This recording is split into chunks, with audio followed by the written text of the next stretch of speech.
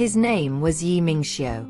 Just the name itself felt heavy, like it should be carved in marble, echoing through the quiet halls of 10 massive estates scattered across the globe. He had billions in the bank, a face that looked like it was sculpted by a master, and an air of complete, utter indifference. To the world, Ye Mingxiu was the ultimate success story, the guy you could never, ever reach. He was the perfect catch, the golden ticket that the bold, money-hungry matchmaking agency dared to offer Xu Dongnian. But there was a massive catch. Adele the matchmaker, with her overly sweet voice, tried to bury under promises of a luxurious life. It was going to be a long-distance relationship.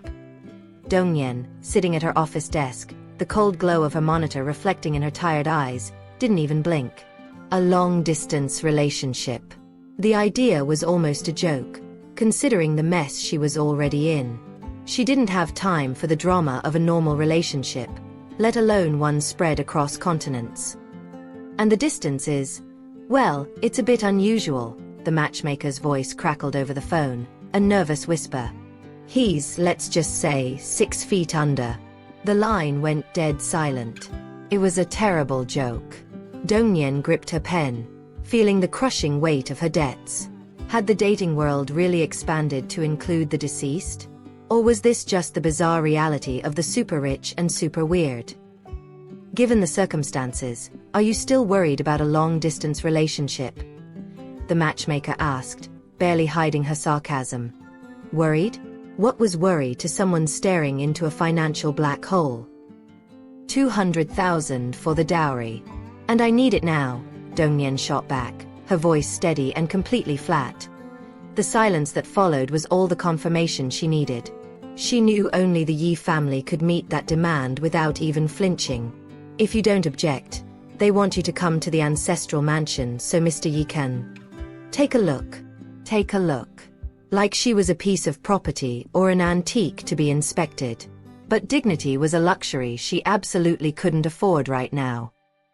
I'll transfer the money immediately, the matchmaker said, her voice now bubbling with relief and excitement. Dongnian hung up. The dowry.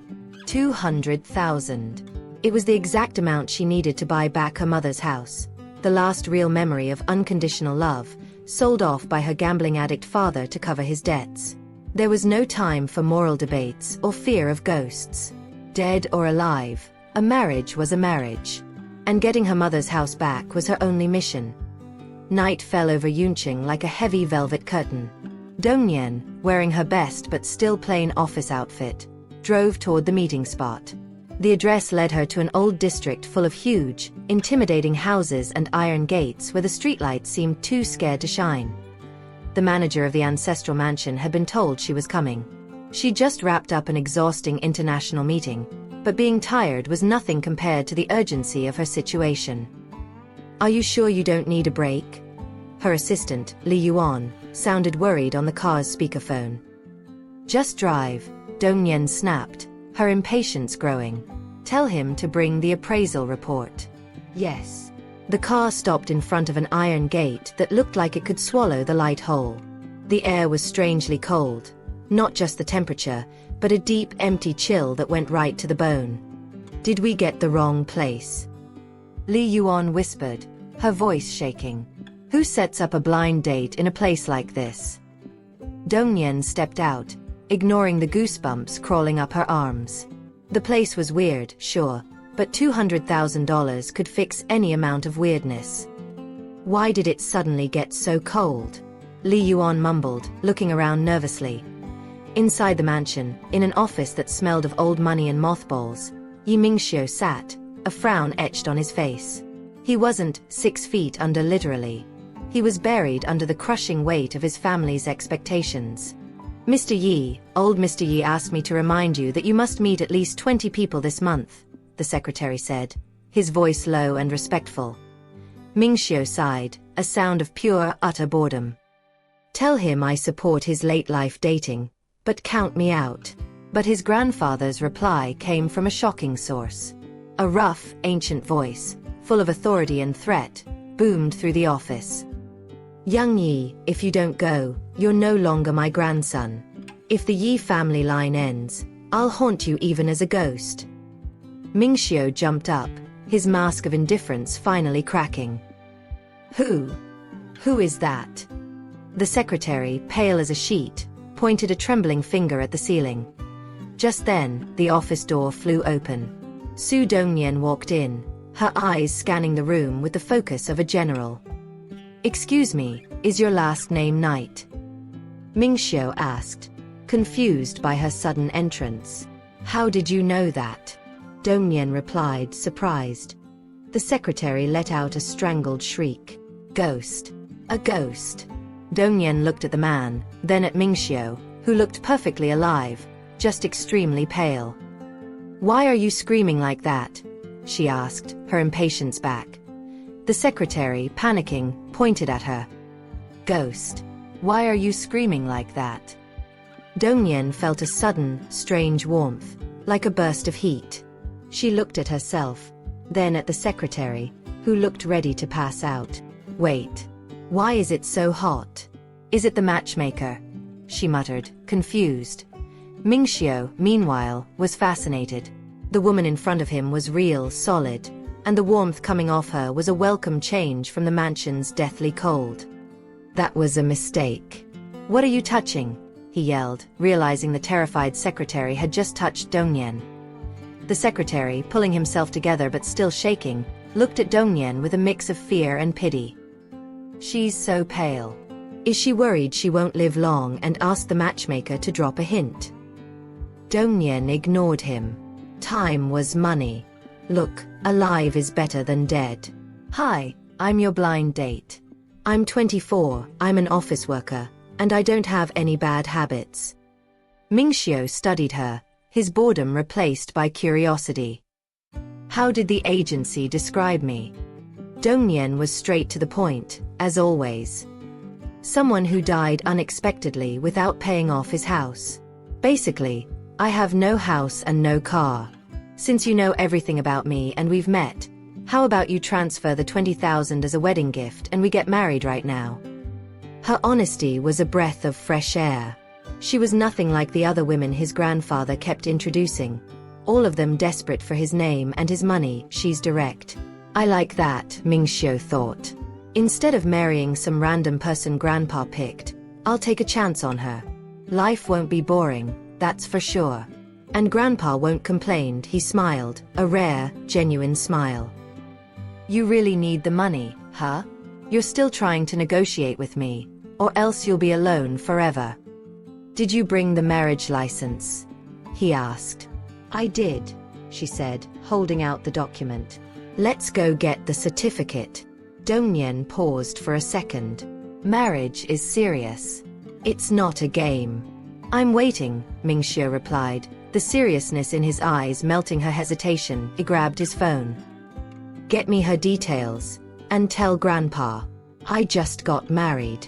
The civil registry office felt strangely ordinary for the start of such an unusual marriage. The whole thing was fast, almost cold. Xu Dongnian and Ye Mingxiu, now legally husband and wife, walked out into the cold night, each holding a certificate that sealed a business deal more than a loving bond. Ye Mansion employee was waiting for them outside. "A warm welcome to Mr. Yi for the visit," he said, bowing deeply. He looked at Dongnian, then at Mingxiu, his confusion obvious. "Mr. Yi, you can't even pay your mortgage." Dongnian frowned. "You can't even pay your mortgage?" They got mixed up. "I'm the one who mortgaged my house, remember?" "Makes sense," the employee mumbled, scratching his head. "I'll call a taxi." "Mr. Knight, your Rolls-Royce is already parked," the driver announced, appearing out of nowhere. Dongnian looked at the luxury car, then at Mingxiu. "Your car. I'm taking my bike." "Your bike?" she asked, completely stunned. "I rode a shared bike here," he replied, pointing to an orange bicycle leaning against the wall. Dongnian let out a laugh, a rare, beautiful sound. "Wow, you're really into being green. Let's go. Let's go. Hurry up," Mingxiu said, climbing into the Rolls-Royce. Dongnian followed him, her head spinning from how fast everything was happening. Knight is usually so low-key, she thought, watching Mingxiu's profile. "I never thought he'd get married this fast. He's a little fragile." But he's handsome. Not bad at all. She pulled out her phone. Hey, give me your number. I'll send you the dowry. Sure thing, boss. Thanks, boss, Mingxiu replied, a playful sparkle in his eyes. The car sped away, leaving the ancestral mansion and the bewildered employee behind. The next morning, Dongnian was back to her grind, but with one huge difference. She was officially Mrs. Ye. Still, the reality of being married felt a million miles away. She was at the market, doing some serious haggling with a fruit guy. Ugh, I forgot to help the neighbor grandpa with the eggs, she mumbled to herself. Getting eggs? Mingxiu asked, popping up right next to her. Look, as a single woman in the 21st century, you gotta master these budget hacks, she shot back, not even looking at him. Come with me, he said, pulling her along. What's the big idea? The big idea is I'm about to show you how it's done. Hurry up. Clearance sale. All the fruit at my stand is 30% off. Dongnian stared at the fruit stand, then at Mingxiu, who was practically yelling at the top of his lungs. Come on. Step right up. Scan to pay, fast. Scan to pay. That's the spirit. An older lady walked up, holding out a piece of fruit. I'll take this one.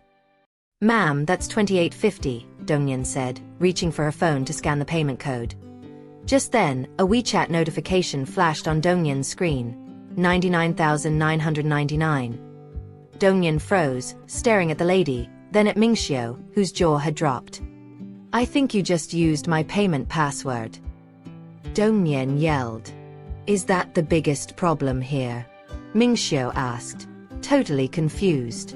The biggest problem is that you, a regular person, have almost 1 million on WeChat. Oh, that's the payment for the construction job my company sent me. I haven't had a chance to transfer it yet. Wait. Boss! The woman shrieked, finally realizing her mistake.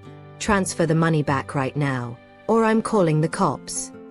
Dongnian threatened. Okay. How dumb of me. I've sent it back, the woman said, grabbing her phone. Hold on, I need to take this call. She put her wallet on the counter and walked away. I'll leave this here, I'll be right back for it, she said, pointing to the fruit. You're quite the smooth operator, aren't you? Dongnian asked Mingxiu. You won, and now you're trying to bail? I'm not leaving until I get my money back. Money first, no funny business, Mingxiu replied, snatching the woman's wallet. Dad. A familiar voice cut in from behind them. If I'm not mistaken, that's my wallet, right? Dongnian spun around. It was her father, Lao Su, the gambler who had sold her mother's house.